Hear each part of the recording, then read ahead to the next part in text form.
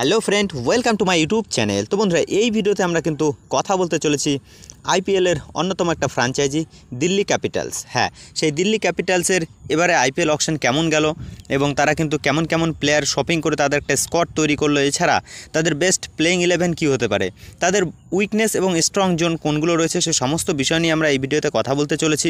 তো অবশ্যই ভিডিওটি ইন্টারেস্টিং হতে চলেছে, শেষ পর্যন্ত দেখবে এবং চ্যানেলে প্রথমবার এসে থাকলে চ্যানেলটি সাবস্ক্রাইব করে পাশে বেল আইকনটি অন করে দেবে। তো ফার্স্ট বন্ধুরা, আমরা যদি দিল্লি ক্যাপিটালসের অকশনের একটা প্ল্যান, স্ট্র্যাটাজি, সমস্ত কিছু দেখি, তো সেক্ষেত্রে যে সমস্ত প্লেয়ারকে তারা রিটেন করেছিল, সেই ইন্ডিয়ান কিন্তু স্টার যে অক্ষর প্যাটেল, এছাড়া spin experience bowler Kuldeep Yadav, এছাড়া কিন্তু আনক্যাপ হিসেবে তারা ঈশান পোরেলকে, অভিষেক পোরেলকে তারা কিন্তু তাদের দলে রেখেছিল, এছাড়া ক্রিশ্চিয়ান স্টাফকে তারা রেখেছিল। তো এই চারজন প্লেয়ারকে তারা রিটেন করে নিয়েছিল। এবার অকশনে তাদের কিন্তু একটা মোটামুটি পার্স ছিল, সেই পার্স দিয়ে তারা অকশনে ঠিক কীরকম শপিং করলো সেদিক দিয়ে যদি দেখি, তাদের বেস্ট বাই কিন্তু সেই মিচেল স্টার্ক এবং কেএল রাহুল। কেননা প্রথমে যে মার্কিসেট 1 সেখান থেকে তারা মিচেল স্টার্ককে তুলে নিয়েছিল, যে মিচেল স্টার্ক কিন্তু কেকেআর মানে কলকাতা নাইট রাইডার্সের কিন্তু চ্যাম্পিয়ন হওয়ার পিছনে তোমার প্লে অফের ম্যাচগুলোতে কিন্তু দুর্দান্ত খেলেছিল। সেই মিচেল স্টার্ককে তারা দলে সামিল করে নিয়েছিল। পক্ষান্তরে যদি আমরা দেখি কেএল রাহুল, সেই কেএল রাহুলকে কিন্তু তারা তাদের দলে সামিল করে নিতে পেরেছে। অ্যাকচুয়ালি তাদের যে দলের ক্যাপ্টেন বিগত ম্যাচে, মানে বিগত সিজনগুলোতে ছিল ঋষভ পান্ত, সেই ঋষভ পান্তের সঙ্গে কিন্তু জানি না কেন ঋষভ পান্তের সঙ্গে তাদের একটা বন্ডিং জমেনি। কেননা ঋষভ পান্ত কিন্তু নিজেও বলেছে যে হ্যাঁ, সে কিন্তু টাকার জন্য সেই ফ্র্যাঞ্চাইজি ছাড়েনি। তো যাই হোক, সেই ঋষভ পান্ত এবং দিল্লি ক্যাপিটালসের মধ্যে কিছু না কিছু একটু মতানৈতিক তৈরি হয়েছিল, যার ফলে কিন্তু সেই ঋষভ পান্তকে আমরা লখনৌ এবং লখনৌয়ের যে ক্যাপ্টেন ছিল কেএল রাহুল, তাকে আমরা দিল্লির দলে দেখতে পেতে পারি, মানে দেখতে পাবো। তো সেক্ষেত্রে কিন্তু তাদের বেস্ট বাইগুলোর মধ্যে এ সমস্ত প্লেয়ার, এছাড়া হ্যারি ব্রুক এবং ফ্যাফ ডু প্লেসিস, মানে অ্যাকচুয়ালি ক্যাপ্টেনশিপ অপশন কিন্তু দিল্লি ক্যাপিটালসে অনেক রয়েছে। ফ্যাফকে কিন্তু তারা বেস্ট প্রাইজে রেখে দিয়েছে। এছাড়া কিন্তু তারা বোলিং যে ডিপার্টমেন্টটাকে কিন্তু একদম স্ট্রং বানাতে সক্ষম হয়েছে, আমরা বলতেই পারি। কেননা ডেট ওভার স্পেশালিস্ট যদি দেখো, টি নটরাজন নিয়ে কোনো কথাই হবে না, আইপিএলের অন্যতম কিন্তু ডেট বোলার স্পেশালিস্ট, সেটা বলাই যায়।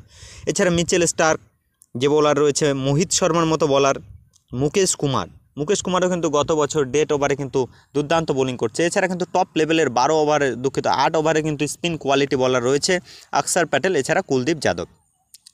অক্ষর প্যাটেলের কথা যদি বলি, ইন্ডিয়া যে চ্যাম্পিয়ন হয়েছিল T20 ওয়ার্ল্ড কাপ, সেই ওয়ার্ল্ড কাপে ব্যাট এবং বল উভয় দিকে ইন্ডিয়া যখন কোণঠাসা হয়ে গিয়েছিল, সেখানে কিন্তু অক্ষর প্যাটেলের সেই ইনিংস আমরা কখনও ভুলতে পারি না, সেই ইনিংস। তো যাই হোক, সে অক্ষর প্যাটেল কিন্তু একটা ভালো ভ্যালু। সেক্ষেত্রে কিন্তু তাদের ভাবনা চিন্তায় থাকবে ক্যাপ্টেনশিপ অপশন অক্ষর প্যাটেল এবং কেএল রাহুলের মধ্যে। সেক্ষেত্রে কিন্তু যদিও তারা ফাইনাল এখনও ঘোষণা করেনি, সেক্ষেত্রে এই দুজনকার মধ্যে একজনকে কিন্তু তারা ক্যাপ্টেনশিপ হিসেবে রাখতে পারে। এছাড়া দুষ্মন্ত চামিরাকে কিন্তু তারা একজন শ্রীলঙ্কার বোলিং, সেই দুষ্মন্ত চামিরাকেও তারা দলে সামিল করে নিয়েছে। তো যাই হোক, সব দিক দিয়ে দেখলে করুণ নায়ারের মতো এক্সপিরিয়েন্স ব্যাটসম্যানও রয়েছে। আমরা যদি সেই দলের যদি একটা সমীর রিজভি রয়েছে, গত বছর চেন্নাই ছিল, সমীর রিজভিকেও কিন্তু তারা মানে শপিং করে নিয়েছে, হয়তো মিডল অর্ডার ইম্প্যাক্ট হিসেবে ব্যবহার করতে পারে।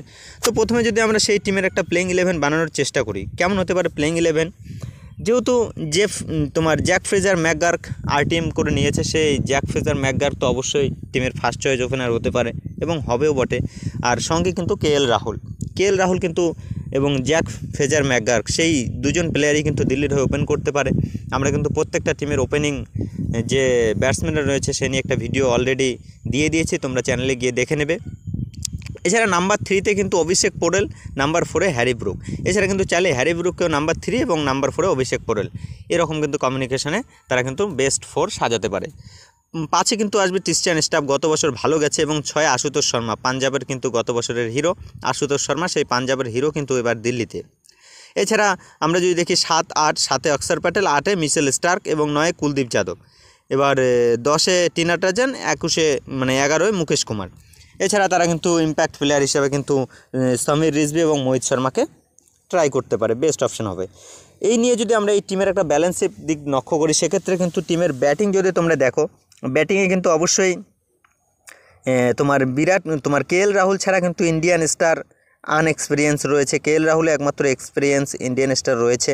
এছাড়া যারা রয়েছে আমরা যদি দেখি Jake Fraser, McGurk, Tristan Stubbs, Harry Brook, এদের কিন্তু আইপিএল সিজন একটা মানে এরা যেহেতু দীর্ঘদিন ধরে নেই, তবুও এরা কনসিস্টেন্টলি কিন্তু প্রত্যেকটা সিজনে যেমন কেএল রাহুল কিন্তু যদি প্রত্যেকটা সিজনে যদি তোমরা আইপিএল হিস্ট্রি দেখো, কেএল রাহুল এমন একজন ব্যাটসম্যান 500, 550, 600 প্রত্যেকটা সিজনে কিন্তু এরকম রান করে দিতে পারে।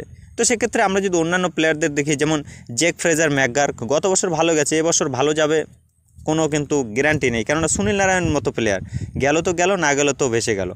তো সে সমস্ত দিক দিয়ে কিন্তু তাদের ইন্ডিয়ান ব্যাটিংয়ের একটু সমস্যা থাকতে পারে, কারণ আশুতোষ শর্মা গত বছর ভালো গেছে, ঈশান পোরেল, তোমার অভিষেক পোরেল। তো সেক্ষেত্রে ইন্ডিয়ান ব্যাটসম্যান এই দিক দিয়ে কিন্তু একটু সমস্যা হতে পারে। এছাড়া যদি এক্সপিরিয়েন্স ব্যাটসম্যান ব্যাটিং যে আছে, টপ অর্ডারের ব্যাটিংদের কিন্তু এটা না চললে কিন্তু একটা বিশাল সমস্যা হতে পারে। অন্যান্য টিমে যদি দেখো ইন্ডিয়ান ব্যাটসম্যান রয়েছে, স্পিন খেলার অ্যাবিলিটি রয়েছে, সেক্ষেত্রে এখানে কিন্তু তাদের বিরাট তোমার কেএল রাহুল ছাড়া কিন্তু লক্ষ্য রাখতে হবে হ্যারি ব্রুক, ক্রিশ্চিয়ান স্টাফ এবং জ্যাক ফ্রেজার, ম্যাকগার্ক, এই 3 জন প্লেয়ারের উপর কিন্তু যথেষ্ট নির্ভরশীল ব্যাটিং লাইন আপ তৈরি করছে দিল্লি। তো সেক্ষেত্রে এই 3 প্লেয়ারের মধ্যে যদি তারা পারফরমেন্স যদি গত বছরের পারফরমেন্সগুলো ধরে রাখতে পারতো, যেমন হ্যারি ব্রুকের আমরা সেঞ্চুরি দেখে নিয়েছি, তোমার ম্যাকগার্ক গত বছর ভালো খেলেছিল, ক্রিশ্চিয়ান স্টাফও ভালো প্লেয়ার। তো সেক্ষেত্রে কিন্তু বিদেশি ব্যাটসম্যানদের উপর লক্ষ্য করে কিন্তু তাদের চলতে হবে। সেক্ষেত্রে কিন্তু একটা এক্সপিরিয়েন্সের অভাব রয়েছে ব্যাটসম্যানের দিকে। আর অলরাউন্ডার অবশ্যই রয়েছে অক্ষর প্যাটেল, অলরাউন্ডার নিয়ে কোনো সমস্যা হওয়ার কথা না। অক্ষর প্যাটেল টপ লেভেলের অলরাউন্ড ইন্ডিয়ান স্টার, সেটা বলাই যায়। এবং আমরা যদি দেখি সবচেয়ে স্ট্রং কিন্তু এই টিমের বোলিং লাইন আপ, সেই বোলিং লাইন আপে কিন্তু যথেষ্ট ধার রয়েছে, যথেষ্ট কিন্তু খিদা রয়েছে, তারা কিন্তু উইকেট তুলে নিতে পারে, এরকম বোলিং লাইন আপ রয়েছে। তো সব কিছু দিক দিয়ে কিন্তু দেখলে অবশ্যই টিম রয়েছে ব্যালেন্স। কিন্তু ব্যাপারটা হলো কি, এখানে আমি বারংবার সেই কথাটাই বলতে পারছি যে Indian batsman unexperience out of KL Rahul. তো যাই হোক, এটাই হতে পারে কিন্তু বেস্ট প্লেইং 11। তো দেখা যাক সিজনটা কীরকম যায়। কোয়ালিফায়ারে কিন্তু ফাইনাল ম্যাচেও খেলেছিল শ্রেয়স আয়ারের নেতৃত্বে, তারা কিন্তু এখনও চ্যাম্পিয়ন হতে পারেনি। নেক্সট সাল অবশ্যই চাবে চ্যাম্পিয়ন করাতে। তো সেই লক্ষ্যই সেদিকে নজর থাকবে দিল্লিবাসীর, অর্থাৎ দিল্লি ফ্যানদের। চলো এই ভিডিওটা এ পর্যন্ত, বাই বাই।